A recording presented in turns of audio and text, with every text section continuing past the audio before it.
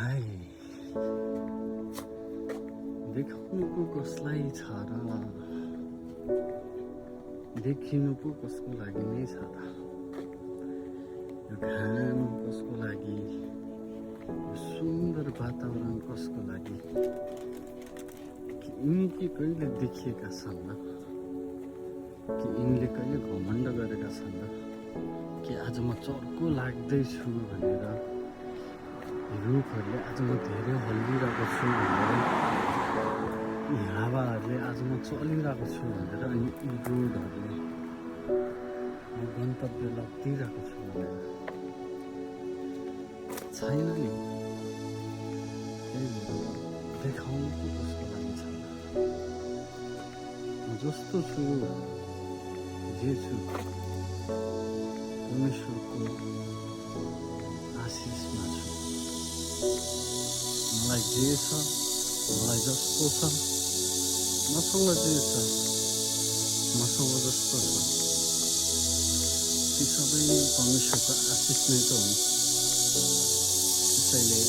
देखाउनु पो के छ र देखाउनु पो कसलाई छ र मैले यो बाटो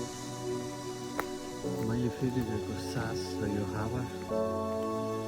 मेरो शरीरमा परिरहेको घामका किरणहरू वा मेरो घरबाट मेरो निम्ति आइरहेको अदृश्यहरूको प्रेम देखाउनु पो के छ र देखाउनु पो कसलाई छ र देखाउनु कसैलाई छैन देखिनु छ आफैमा आफैभित्र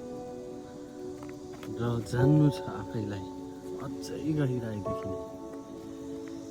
अनि प्रभुलाई धन्यवाद भन्नु छ कि उहाँले यति सुन्दर कुराहरू बनाउनु भएको निम्ति सबै कुराको एउटा टाइम छ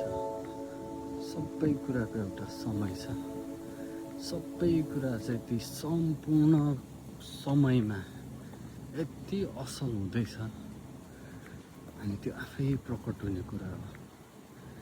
त्यसैले देखाउनु कसैलाई छैन देखिनु कसैको अगाडि छैन केवल प्रभुमा धन्यवादी भई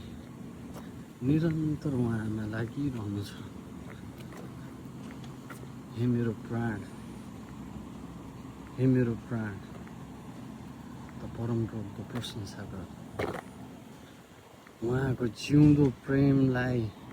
हरेक समय महसुस गरी त्यो प्रेमको निम्ति यी सारा कृपाको निम्ति आराधना गर जुन केटीले कराइरहेका यी प्रत्येक ध्वनिहरूमा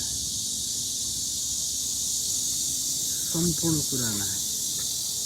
यी हावाहरू हल्लिँदै गर्दाखेरि हावाहरूले हल्लाएकै रुखका पातहरूले यी घामका चहकिला किरणहरूले सम्पूर्ण कुराले प्रभुको आराधना गर्दैछ म पनि प्रभुको आराधना गर्छु thank you lord thank you